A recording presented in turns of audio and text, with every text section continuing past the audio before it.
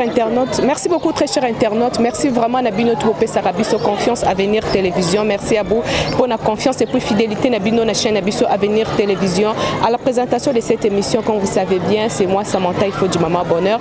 Et je tiens aussi à remercier mon équipe technique. Là, je vois déjà derrière la caméra, je suis avec Avantar Image. Image qui toko vraiment des bosso, mon Avantar. Et côté montage, Namoni Mingi, Studio Android, je m'en fais déjà saluer Caleb Congo, ingénieur Caleb Congo, Moussala Kitoko Kandenge Zalaka. Merci à vous, nos très chers internautes. Lelo vraiment Tozana Katia Komini ya Barumbu, Tokitina Orphelina, Oizana Simana Bisso, le cœur et la main, le cœur et les mains du Christ. Voilà. Et pas Wapi, Bougumestre ya Komine ya Barumbu, messieurs, son excellence, messieurs Guillaume Ilunga Sefu, Akiti vraiment Orphelina Awa, au Kabola, Mouké Oazaki Nango, ba conseil, puis Mouké Oazaki Nango na bana na biso Otobenga Kaborfel, ya Komini ya Barumbu Awa, et puis Asuka Kika Wanate, Tokolanda na image ça a profité qui peut pour encourager Bango, et puis à ça qui témoignage naie, à ça qui témoignage naie par rapport ya Kokola naie, et ça qui toujours pour encourager Bongo, Barfel, bana na biso Otobenga Kamingi Barfel, Obazana Orphelina Awa,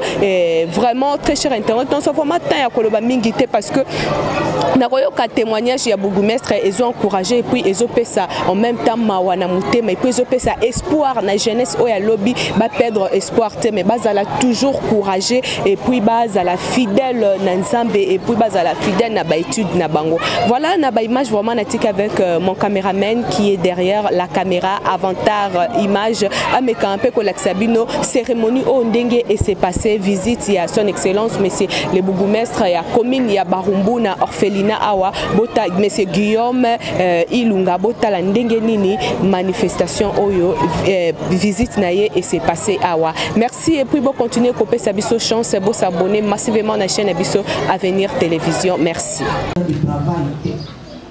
Et dans mon accident de travail commis, ce qui lui voit commis, na assuré na biso, to pesa ka rente na ba orphelin.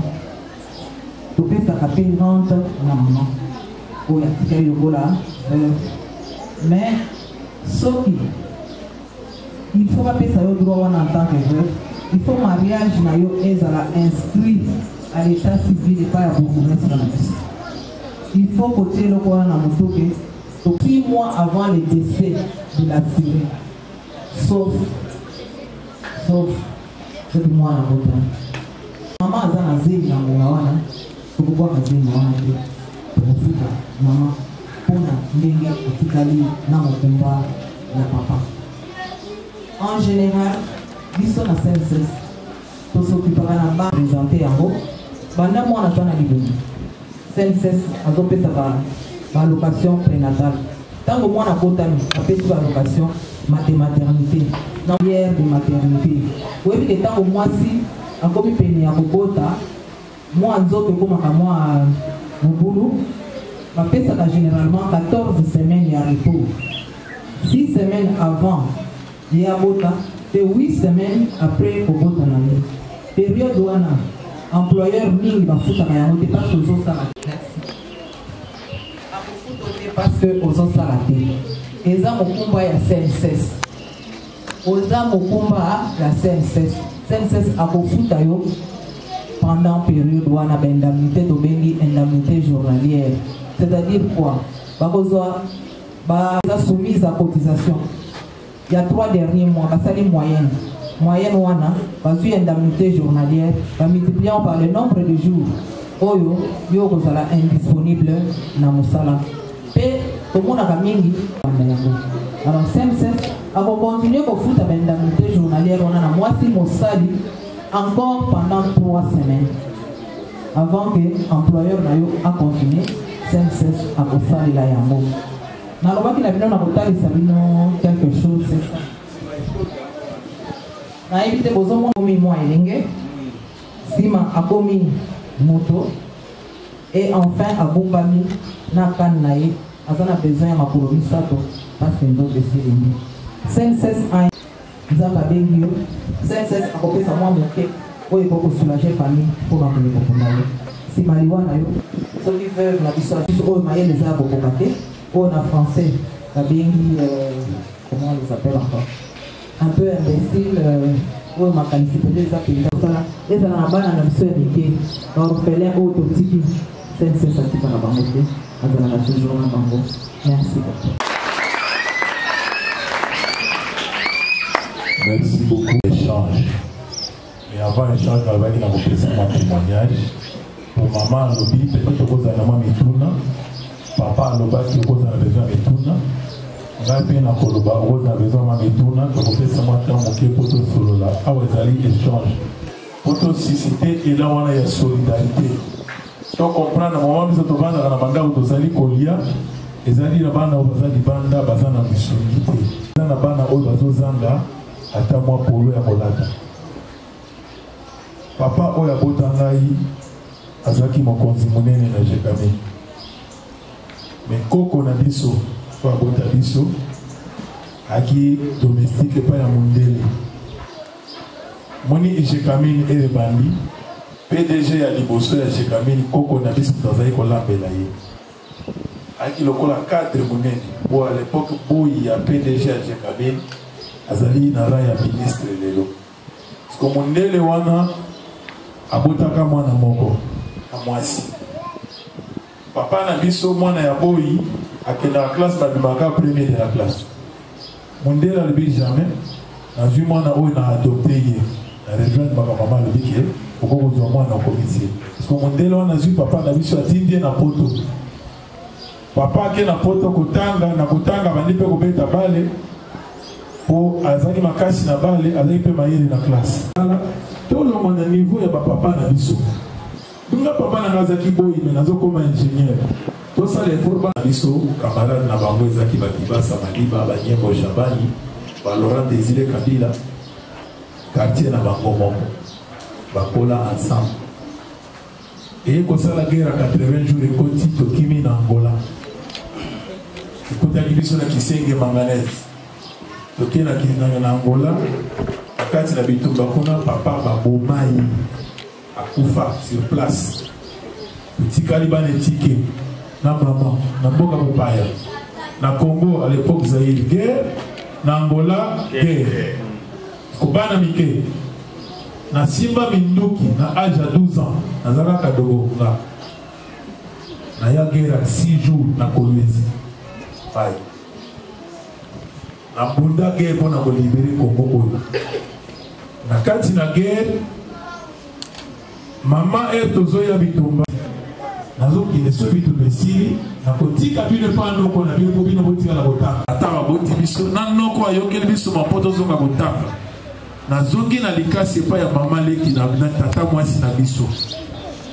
mwasi na biso bazwaye na musala angiza reconnaissance ya tata na biso po bayebaki kazangi leki bayebaki papa na biso de trois batonza usala Jekami bayebaki liboti bazi lokola ya na bino akufi yo ozwa place na ye na ra na ye po sumaka bana na ye abengana na ndako na 23h asalaka mosala na komba tata na biso azwa grade ya tata na biso azwa mbongo na kota tata na biso abengana biso. Je n'avais que 14 ans abengani na 23h na simbi saka bilamba na ville refleka siboso na sangu obolia nasalaka na kenda la classe na tongo so na uti classe 12h na déposer bakaye na landi koko na bilanga po azaki na poema genou moya mema babiloko poa ezali na sala vie wana na bokola baleki na beta bale po na pasi na vanya za besoin na tanga mbongo ya kotanga zate batata mwasi bazali amba ya papa na biso tolongwe tozali kotanga na baécole belge olongwe na école belge nana ye koyebaki bafuta baminerva na koti na école congolaise tu sais pas que moi non moi je ne paye pas moi je vais à la direction soki kaye esili tokendaka oke olakisi bapesi okaye soki bik esili olakisi donc on nous donnait tout on n'était pas avec ma plume c'est pour dire quoi bana na biso ezaka na maboma te na ningaki napesa témoignage oyo pour que tu comprendre que soki tozwi chaque fin du mois tolekaka na service social ya barubu tosala effort tobanda kosunga bana tozana bana babwa ke la biso bana avant que tona ya awa tayo kotiki la biso mwana moko na major chef à service yo na habitude ya koya kobomba ka poto soutenir bana. Merci beaucoup na maman Elia. On est là au Kamba 5-6. Mais il a colonisé la nécessité. À centre à boyer, tout sous la Kamba. On est au Mimon à l'élo qui toque bon pour fonction. On m'a dit que Robin de la OPM à la condition Robin de la OPM à Oyébité. Et bah, on est au Tika na Sima. Bah, on est au Tika na Sima. Est-ce que vous avez venu là-bas? Biso to vanya aussi. Nanya mona asusu mona mobutu. Boyebi ne ba vivre na poto. Papa dit ça c'était là. À tout puissant lelo, il est tout puissant Seigneur. Il sokoza na motema ya bolingo. Ya kosumba. Bana oyo bazana passe. C'est lui qui prête aux pauvres et aux orphelins. Il prête. Quand il y a posé la question, vous allez libre-échange. Et tout yo, vous allez libre. Donc, les dînes, tout ça, ils n'ont pas la rencontre. Bateau, baïbi, le balanzambe, et donc, on voit hasard, ça la donc, on a fait ça, moi, témoignage au début. Baïbi, c'est au papa, moi, pour lire les alliés. Mais l'éducation n'a pas été des sous. Il a révélé. La tikaki pour la Isaïna était dans l'aliment à Rumbu, dans sa kaisika ou à Kabinda. Et pas il en a une à Tomo na Liak. La Mituni est. Ngambo Yubano Bazales, que Baza Peneloka Molia. Et pour vous, ça n'a été dans la Lia, Baram Soutou Baliate. La Moké n'a pas été dans le mot. La Ekiti et pas ya papa ou Nandeko. Et si on a pas coupé ça, l'osso. Madesu, moi je suis na pesa. Mais moi na oyo na soki mbongo na yebo na bana na ngai surtout na mwana moko aza na position moko ya makasi. Pe na zwaka mbongo aza na possibilité wana. Chaque fois na yaka na zwaka oyo ya bango bazo sala na moto na bango na pe ko pesa balinga ba za na moi isengo moke. Mais ba maman na zo isa na niveau moko ya ko sakana te. Na motango na yoka kiete likambo zalia na yaki ata alingi koloba mote mwana me abeta kabali oyo auti ko signer contrat na Monaco disasi papa na ye donc lelo mwana na ye azali sélectionnable même na équipe de France même na équipe RDC il dépend de la décision na ye oui Monaco les principaux des équipes ezalaka nini otobenga na français quand bien. Donc, à signer contrat, il y a Mounene, c'est le défenseur le plus cher dans le championnat français. C'est lui qui pète au donne le pauvre, prêt à qui. Donc, selon l'année passée, il y a on a qui les mois, peut-être aux États-Unis, on a au Portugal. Donc, si c'est qu'on se renaille, à Zoni Poto, dans les ambatari, à Zosikaye. Il y a Zoni Mamma au Portugal, dans les ambassades que ça contrat en France. Il y a mon qui va y aller pour ça, dans la Babola. Voilà, pour vous mettre à lobby, en tout cas, c'est Ngomingi. Na équipe la maman, moi si nangai, tu vous attends, déco, tu vous en allez ce soir. Votre monnaie était si qu'à Tolona qui est botté. Voilà, merci beaucoup. C'est tout ce que vous voulez dire. Deux ans à Bodi. Merci. Ceux qui m'ont tourné Zali, ceux qui m'ont relevé, pour aller libre. Papa na maman mbote na bino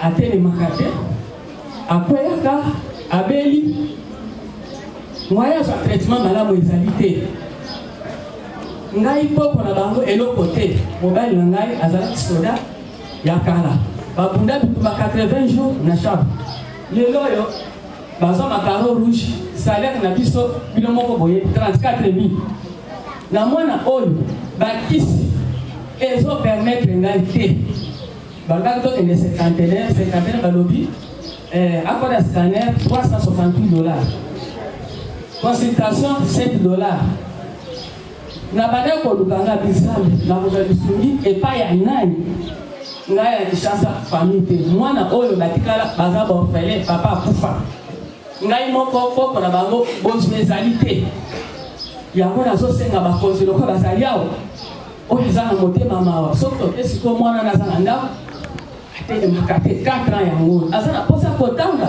soki amoni baninga baye kotala ye bakei abengi ngai mama sikoka na kotambola te nakozala kaka boye solution bozwa mpo na ngai nabi mama papa ngai eloko te nzambe kaka aza na likolo un jour akotinda ata motu akosunga yo tokomi kuna na hôpital yango bisungi ezali yo tala kaka 34 francs congolais poko azwaka ya mobali cinquantenaire posnini balobi kota scanner $360. Merci maman.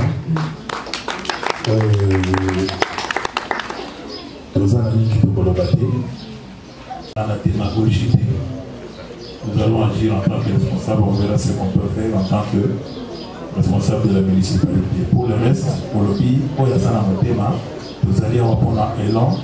Et là, d'abord, pour la problème, il y a le cœur et les mains de Christ. Les micros, il y a. La maloba oyo, vous allez couper sangai.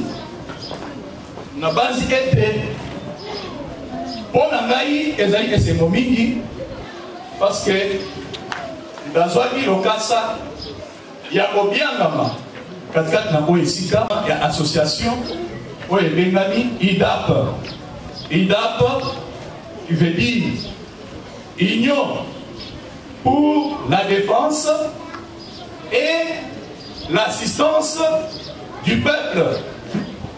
Na yango wana na sepeli mingi pona kozwa maloba oliboso ya bakonzi na biso balumbu eloko ya motuya oyo nga na sepeli mpe oyo nga nazweli maloba ete to partage na kati ya échange oyo tozali kosala ezali mingi sur le plan sécuritaire.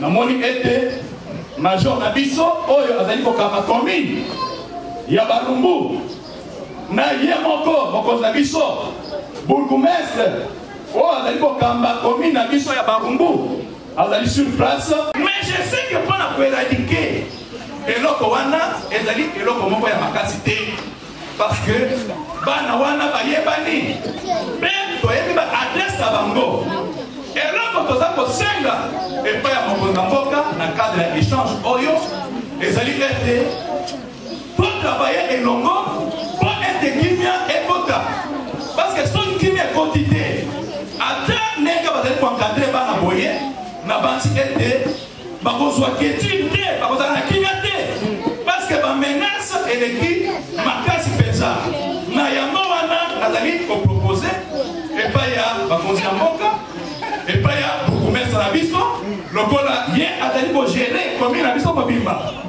na bandi ete esengeli kozala koidentifie bana oyo bazali kotia mobulu na kati ya commune na biso komona donc papa neti papa bayoti kopesa témoignage parce que bana wana bazali koepargne mutu te bazali kokanga komontola biloko ya batu c'est comme si donc tokomi un peu abandonné. Alors c'est pourquoi tosengi boye biso tokosala mosala elongo na bourgmestre na komanda na biso ya commune mpona kodenonce bana wana esele ete bakonzi mpe basunga biso po ete ntango tozali kodenonce bango ete suivi moko ezala parce que ezokoma lokola basali bakei na bango moyen ya koinquiete bango ezokala te. Alors na yango wana nazali kosenga epai ya bakonzi nalobaki ke non ngai moko soki nazwaki temps nalingaki koya ete tokutana mpona ya kosolola po ete to arrete hémorragie wana parce que soki hémorragie wana ezali arrete nde okomona ke non baaktivité nyonso tu oyo ekosalema na kati ya kimia ekosalema na kati ya esengo mboka mpe ekozonga na kati ya esengo yango wana nazwaki maloba po ete na explique.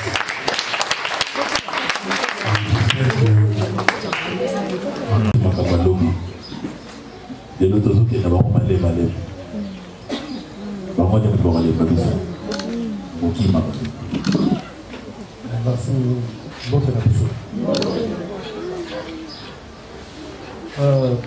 Papa oti koloba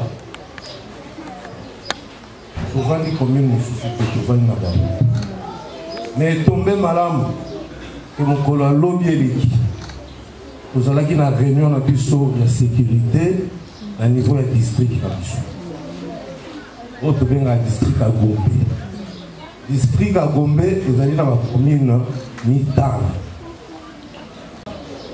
Barumbu, Gombe, y compris marché central.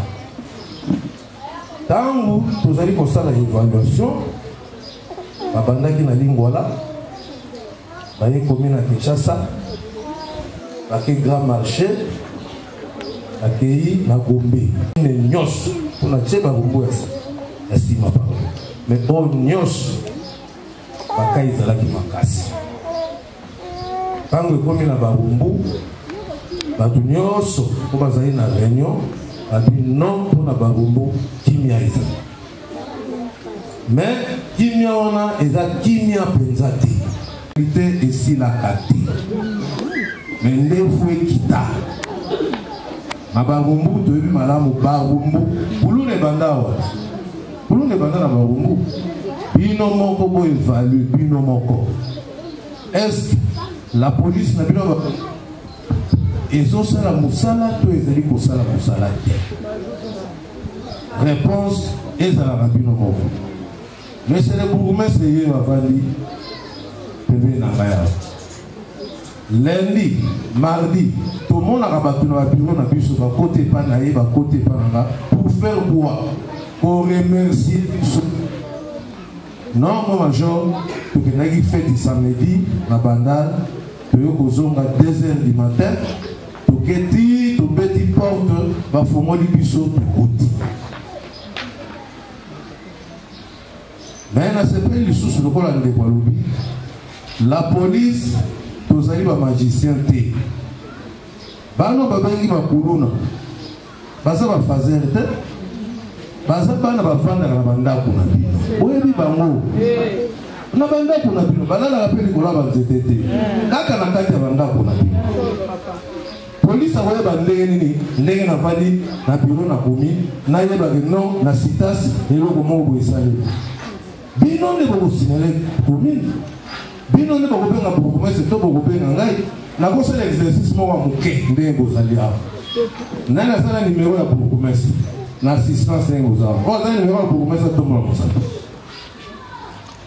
combien sur combien de personnes? Nani nasali na nimero na nga botala bino moko oyo wi akoya kobenga bokomese na bototo ngai soki azala likambo bongo yo ba resi kokota basali ba kosa non insécurité ezali non bokozanga numéro bokozanga numéro na ngate d'abord na zaka na numéro moko oyo bakonzanga babenga ngai libota na ngai baninga batu numéro kaka moko na pesa yango na télévision.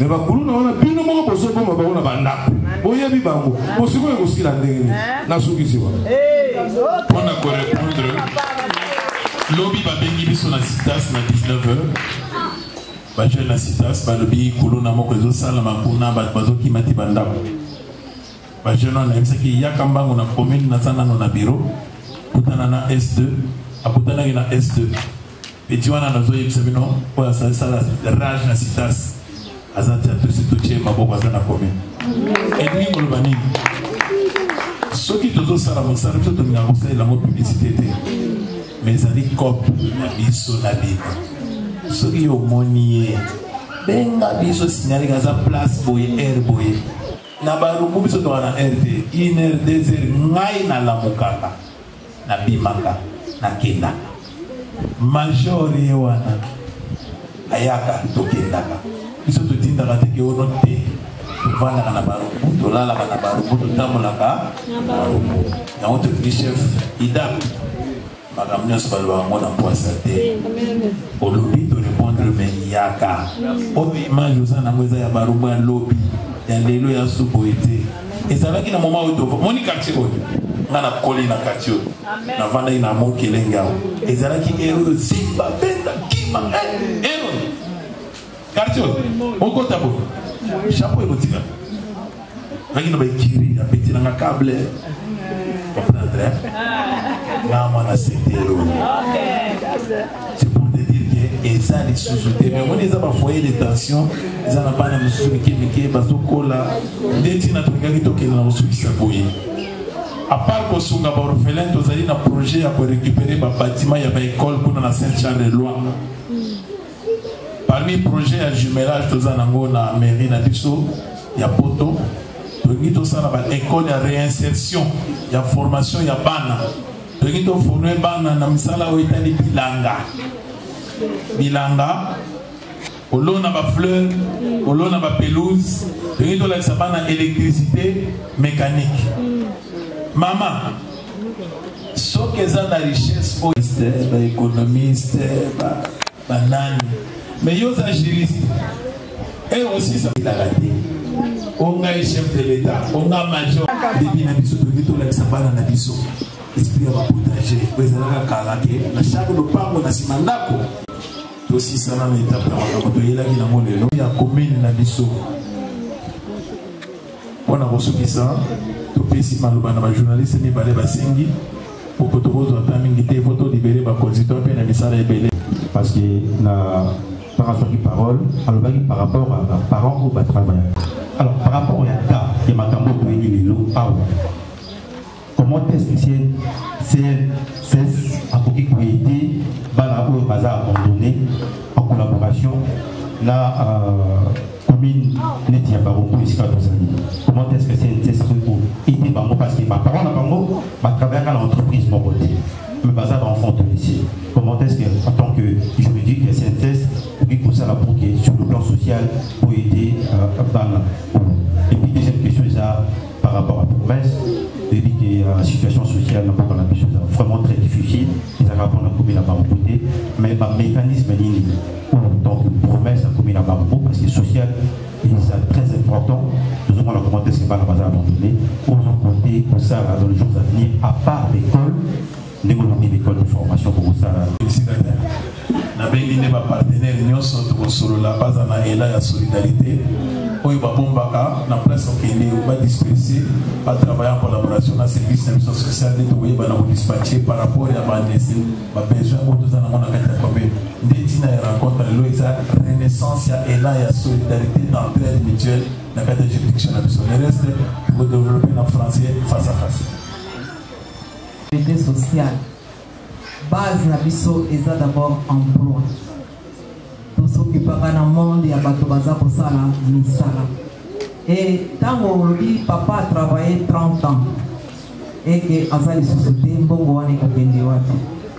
Na lingi na rectifier moi mon pied.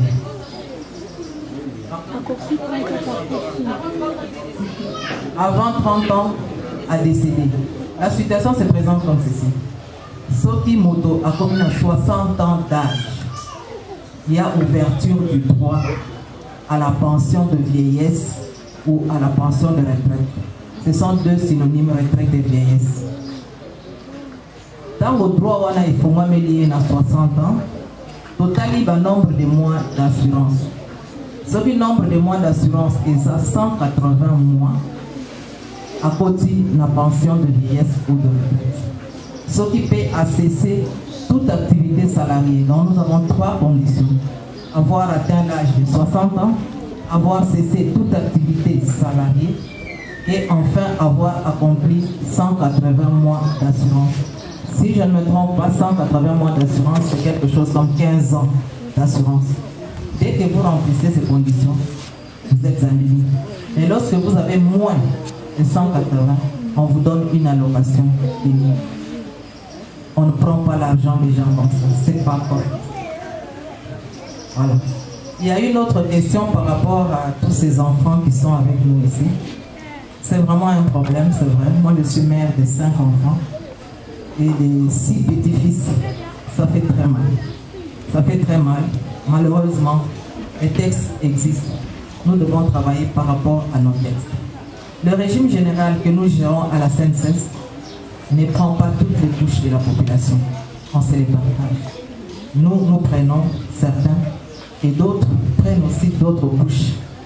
Il y a par exemple des régimes qui sont gérés au sein des ministères, vous le savez. Je peux citer en passant les ministères de la Défense et des anciens combattants. C'est un ministère de la République, mais qui gère la protection sociale d'une certaine catégorie de personnes. Donc nous ne prenons pas toutes les couches sociales. Nous sommes limités dans notre champ d'application. Merci.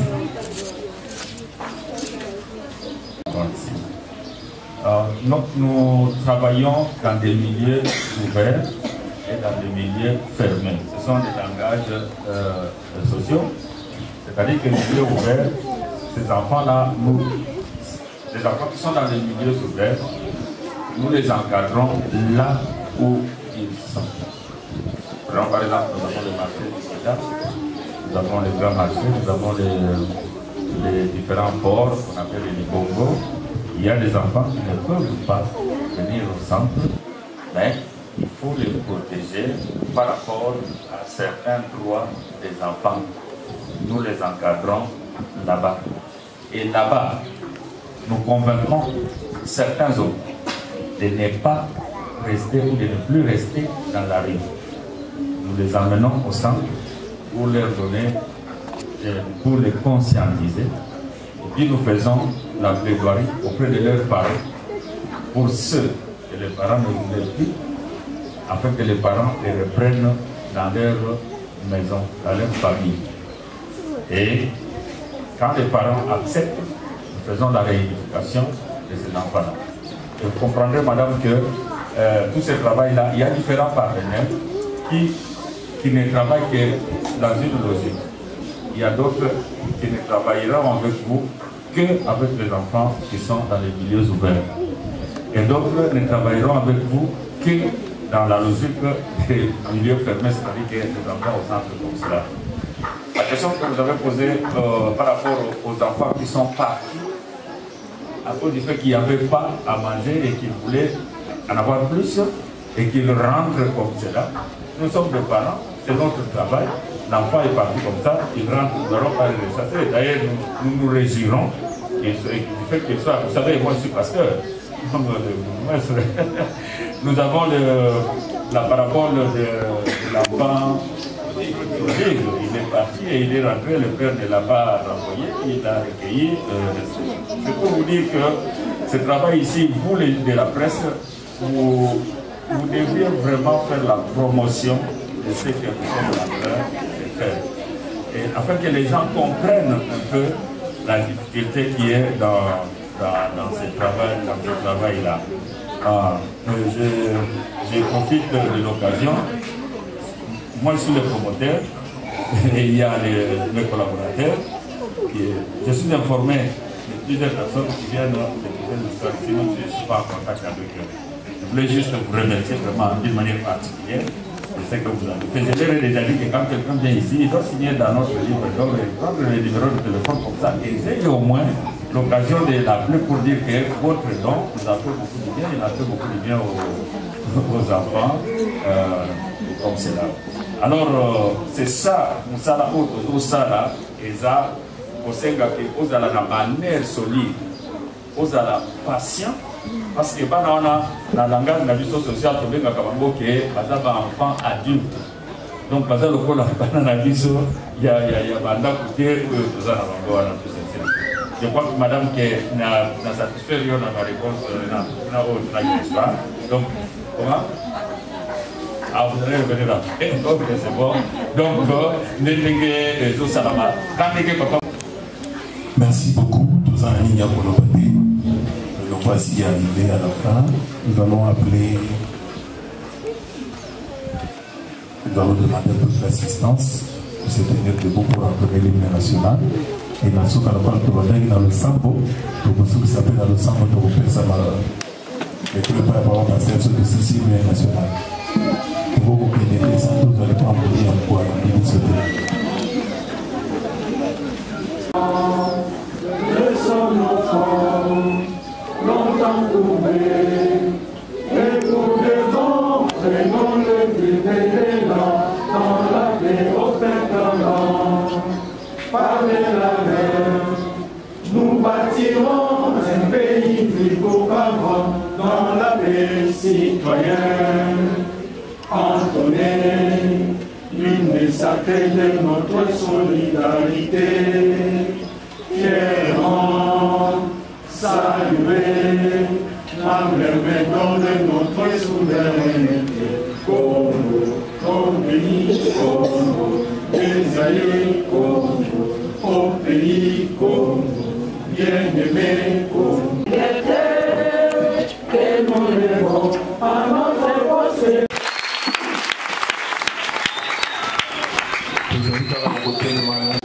Il sera éternel. Nous sommes tous des passagers. Et disons merci parce que tu nous as permis. Et par ta grâce, tu nous as donné ton serviteur, bourgmestre. Pour la première fois que nous voyons une telle initiative, quelqu'un se mettre debout, réunir les gens en faveur de ceux qui sont démunis. Seigneur.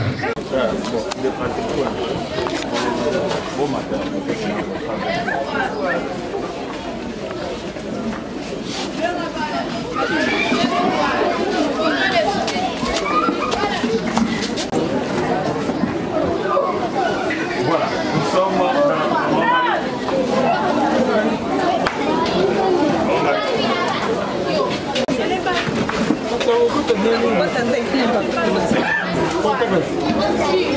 notre cuisine. Ici, il y a des dépôts. Ici, on est vers on a mis des dépôts, on est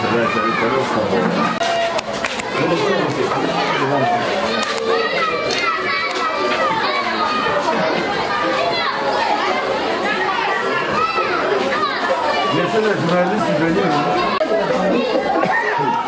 Allez-y, allez-y.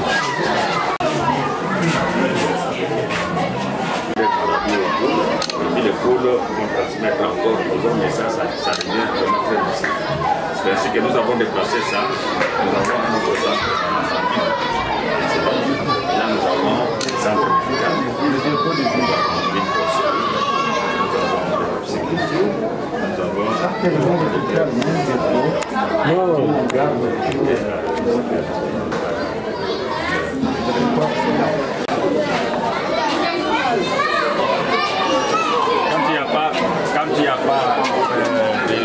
Là-bas, cet hangar-là, c'était fait pour que les enfants puissent reprendre leur livre.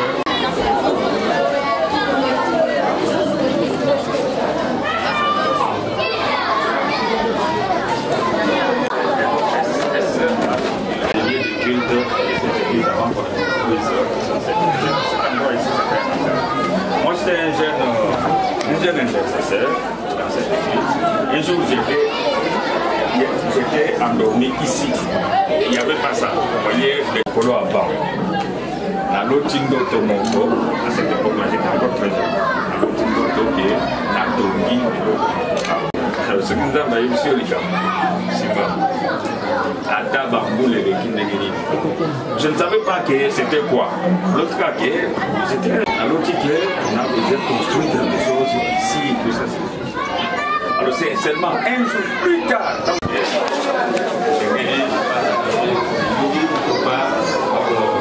Le caca,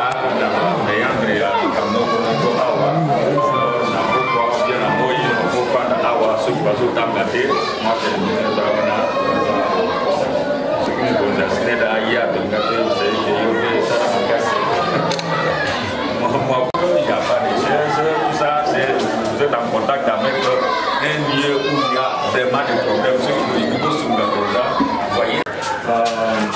Je crois que ici, tout ce qu'il y a à faire ici, c'est juste avec nous pour les enfants d'amis. Faire la protection de plusieurs.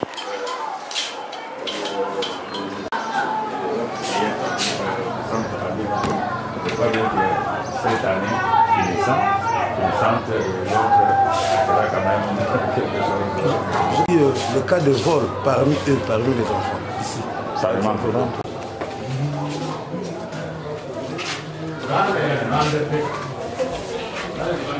Imposer ce qu'on y a pour la bana na biso. Soki baboyi bakotambola na balabala te.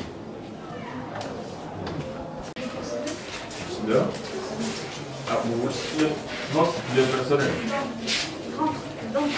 Non, il y en a qui doivent mettre, il y en a.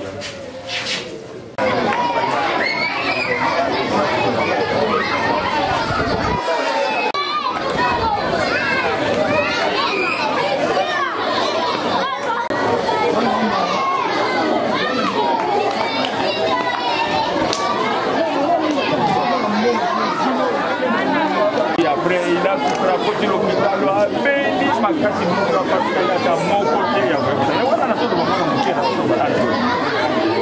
Et on a encadré ici, dans les classes, moi, avec côté de billets, ceux qui m'ont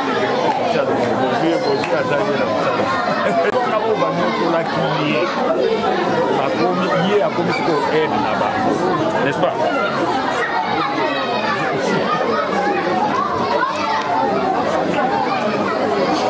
Qu'est-ce que vous dites alors? Je sais que tu viens de la télé. Ici, dans un ban ce sont des cadres maintenant du pays. Mais quand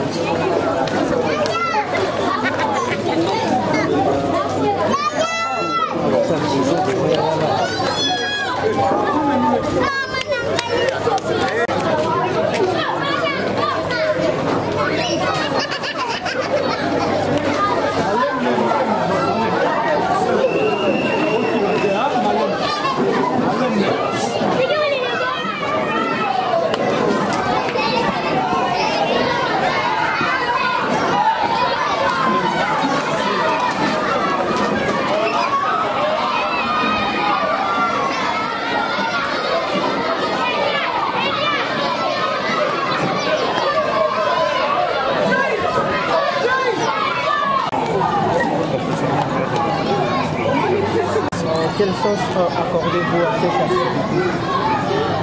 Cette activité, c'est une activité qui a le sens des choses, parce que nous disons toujours que l'avenir de notre pays est entre les mains de la jeunesse. Ici, c'est la jeunesse. C'est cette jeunesse qui nous doit préparer pour une meilleure vie pour le pays. Si nous voulons, il faut que ces jeunes soient déjà bien préparés dès leur passage. Oui, mais nous sommes gérés par des dispositions légales et réglementaires. Il y a des rôles qui sont divisés entre les différents services. Nous nous occupons expressément du travailleur, de la famille du travailleur, du décès du travailleur. Et quand il devient vieux, nous occupons de sa retraite. Quand viagère, à ses enfants, à ses. Donc nous sommes limités dans les champs du travail. Mais il y a quand même une grande innovation. Nous recevons même des assurés volontaires. Donc volontairement, vous pouvez adhérer, on fait les calculs, on vous dit ce que vous devez payer comme cotisation. Et on vous recharge. C'est juste pour réduire le secteur informel qui n'est pas pris du trop cher. Les gens qui sont dans le secteur informel peuvent venir chez nous en s'assurant de venir volontaire. Et les enfants des travailleurs sont décédés, vous les prenez en charge? Bien sûr. Comment ça se passe? Ça se passe comme ceci. Un travailleur primaire, il laisse ses enfants. Et si le travailleur avait atteint l'âge d'être retraité ou était retraitable mais n'a pas encore eu la retraite, c'est-à-dire dans toutes les conditions, mais n'a pas encore son brevet en tant que retraité, et qu'il arrive fréquemment, nous prenons en charge ces enfants, nous leur donnons la rente. Nous donnons la rente aussi à la veuve. Ce qu'on donnait à l'assuré décédé, c'est 500%. Ces 100%-là, on donne 50% à la dame, on donne 50% aux enfants, on les répartit. à valeur égale au nombre d'enfants. Mais s'il arrivait qu'il n'y a pas d'épouse et qu'il n'y a que les enfants, les 100% sont répartis dans les enfants. Et s'il n'y a ni enfants, ni épouse, nous remontons même aux ascendants du premier degré. Lorsqu'ils ont été pris en charge par la souris, que maintenant la souris n'est plus là, il faut bien que la question se pose sur le problème.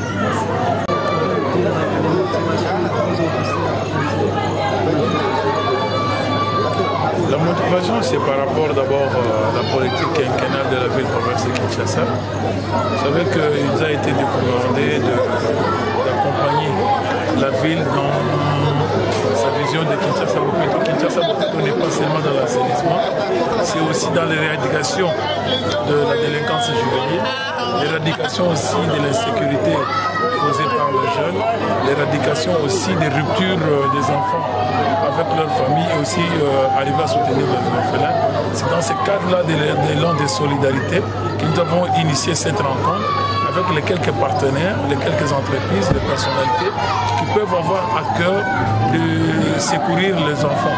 Nous avons choisi une catégorie des enfants qui sont en rupture familiale et les enfants orphelins. Pourquoi? Parce que c'est au travers de ces enfants, quand ils grandissent et qu'ils n'ont pas de structure, c'est comme l'eau qui n'est pas canalisée, qui deviennent encore plus vulnérables demain dans la société. C'est comme ça que nous nous sommes dit, au travers notre vision quinquennale de Kinshasa Bopeto, nous allons aussi dans le cadre social pour ressusciter l'élan de solidarité à tous ceux qui sont dans Baoumou.